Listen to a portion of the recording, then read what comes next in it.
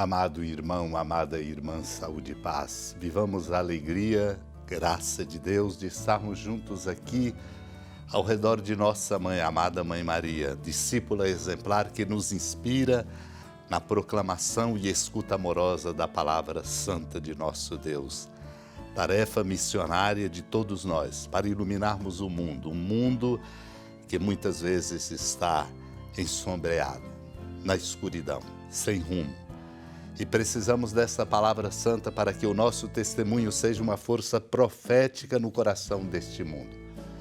Por isso, nosso desafio existencial é sempre grande, em razão das exigências de qualificação humana e existencial, para participarmos da construção de uma sociedade justa e fraterna, solidária, denunciando os abusos, denunciando tudo aquilo que está na contramão da vida verdadeira. A superficialidade e o desleixo são sempre um risco na vida de todos nós.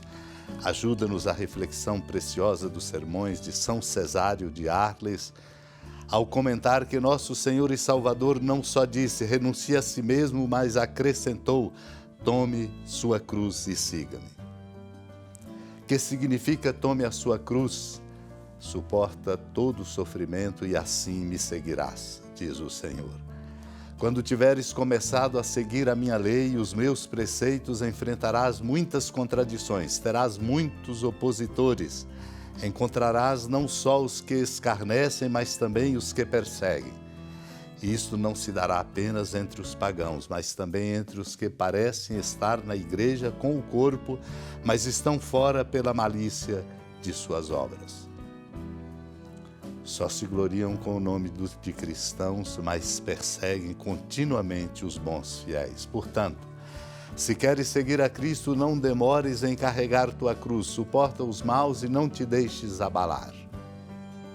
Se queremos cumprir a palavra do Senhor, se alguém quer vir após mim, tome a sua cruz e siga-me, esforcemo-nos por praticar com o auxílio de Deus o que disse o apóstolo Paulo, tendo com que nos sustentar e nos vestir, fiquemos contentes.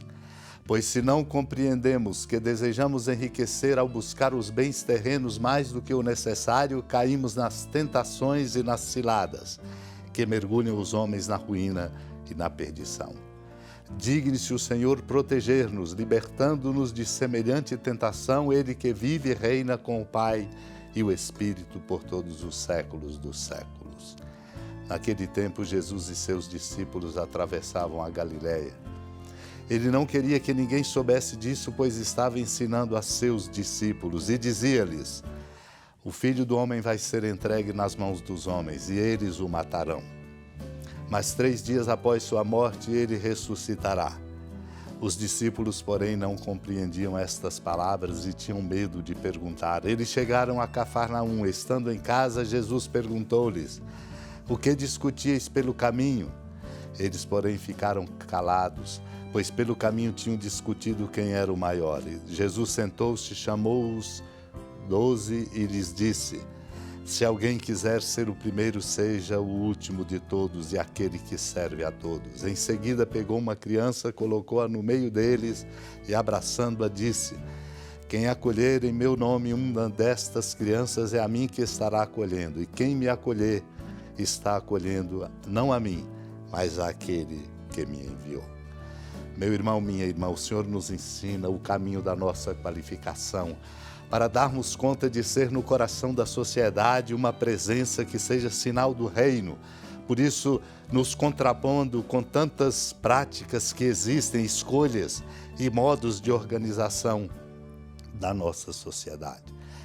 Para isso é preciso compreender, acolhendo no coração o desafio existencial de saber que a nossa imitação é a Cristo e somos dele, por ele vivemos e somos chamados a percorrer o seu caminho. Por isso, escutando o que ele diz de si, o Filho do Homem vai ser entregue nas mãos dos homens e eles o matarão. Mas 3 dias após sua morte ele ressuscitará. Mas é preciso passar pela morte, que é essa oferta constante no bem e na justiça. Os discípulos não conseguiam compreender estas palavras. e tinham medo de perguntar porque sabiam da exigência grande de viver a experiência do amor.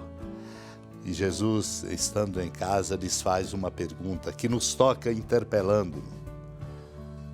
O que discutíeis pelo caminho? Ficaram calados, discutiam pelo caminho quem era o maior. A disputa sempre crescente e existente no coração humano. Por isso o Senhor nos ensina dizendo, se alguém quiser ser o primeiro, que seja o último de todos e aquele que serve a todos. Só valemos pelo serviço que prestamos à vida, promovendo-a com simplicidade de coração, como a criança tomada no meio deles e abraçada por Jesus, apontando-a como aquela que de fato é o exemplo para o nosso coração, para não sermos pretensiosos e não vivermos de disputas, porque é a ela que devemos acolher no nosso coração, porque quem acolhe no coração a simplicidade da criança, acolhe não a si mesmo, mas acolhe a Ele, Cristo, e aquele que o enviou. Desafio-nos a urgência de nos qualificarmos na competência de discernir para escolhermos bem, como nos apontam as homilias sobre o Eclesiastes de São Gregório de Nícia, ao lembrarmos que há um tempo de dar à luz e um tempo de morrer. Muito bem expressa no princípio de suas palavras a necessária ligação a unir morte e nascimento. É preciso saber o tempo de cada coisa. Para isso, abramos-nos à ação do Espírito Santo de Deus, para termos as luzes necessárias para escolhermos na direção certa. Deus nos conceda essa graça pela intercessão da amada Mãe Maria. Senhora da piedade, Mãe Virgem do Cristo Deus. Lembrai-vos, ó piedosíssima Virgem Maria, que nunca se ouviu dizer que alguém daqueles que, tendo recorrido à vossa proteção, implorado a vossa assistência e reclamado o vosso socorro, tenha sido por vós desamparado. Animado com igual confiança, a vós recorro, ó Virgem das Virgens, e gemendo sob o peso dos meus pecados, me prostro a vossos pés. Não desprezeis as minhas súplicas, ó Mãe do Verbo encarnado, mas dignai-vos de as ouvir propícia e de me alcançar o que vos peço. Amém. Feliz padroeira de um povo a lutar, a gente mineira te quer exaltar, não só lá na serra, tu és esplendor de toda esta terra, também és fulgor. Amado irmão, amada irmã, com alegria do Santuário Basílica da Padroeira do Estado de Minas Gerais, a Senhora da Piedade, que da sua casa de clemência e bondade nos acompanhe e nos abençoa do alto da serra, magnífica arquitetura divina, a bênção de Deus, amor misericordioso.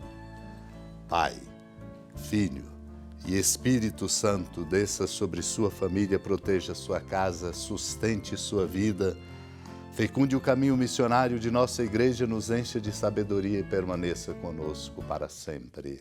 Amém. Feliz padroeira